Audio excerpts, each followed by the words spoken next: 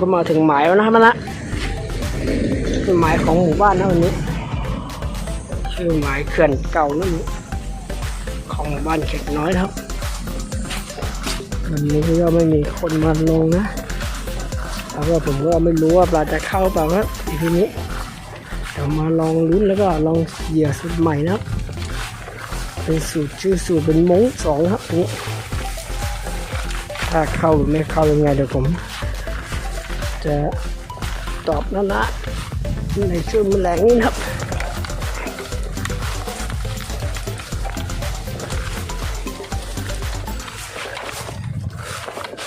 เดี๋ยวหาที่ลงก่อนนะนี่ครับนะผมคิดว่าผมจะลงอยู่แถวนี้นะครับเดี๋ยวรอดูว่าจะเข้าไปในไหนนะครับ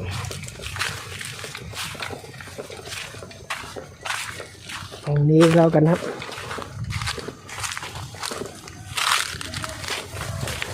มาลุ้นกันว่าปลาจะเข้าเปล่านะครั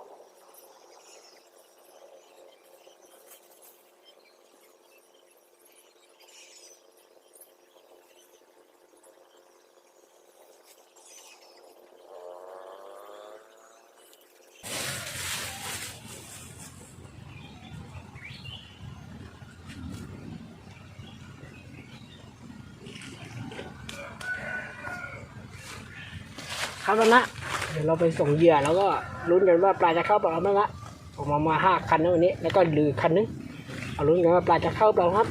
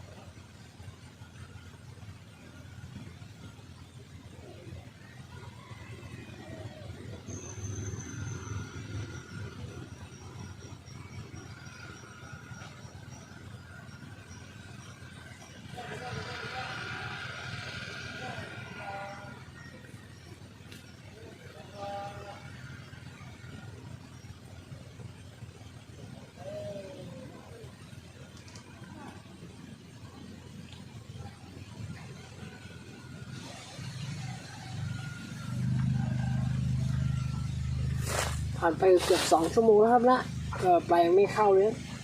เดี๋ยวรอลุ้นกันไม้ที่2แล้วผมจะไปเปลี่ยนเหยื่อชุดแรกเราไปลุ้นกันไม้ที่2ว่าปลาจะเข้าเปล่านะ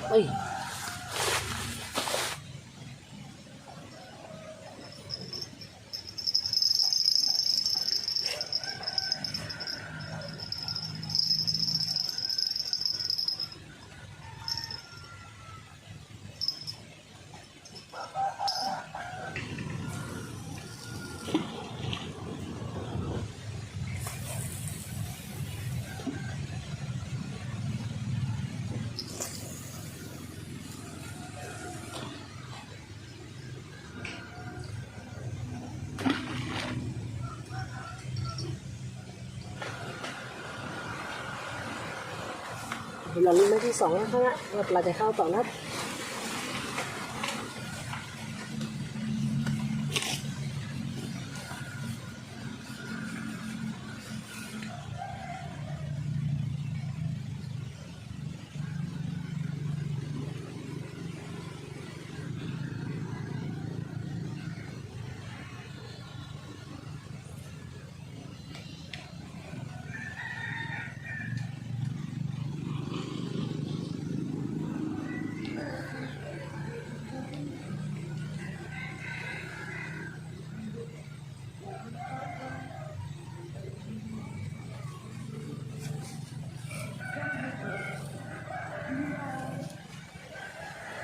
ชุดที่2ผ่านไปครึ่งชั่วโมงก็ยังเงียบมากนะเดี๋ยวรอลุ้นกันว่า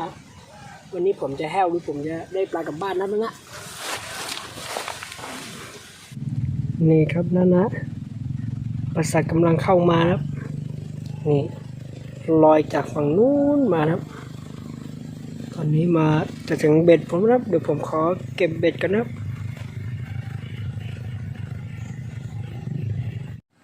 นี่ครับบรรยากาศใหม่ของวันนี้ครับหมายของหมู่บ้าน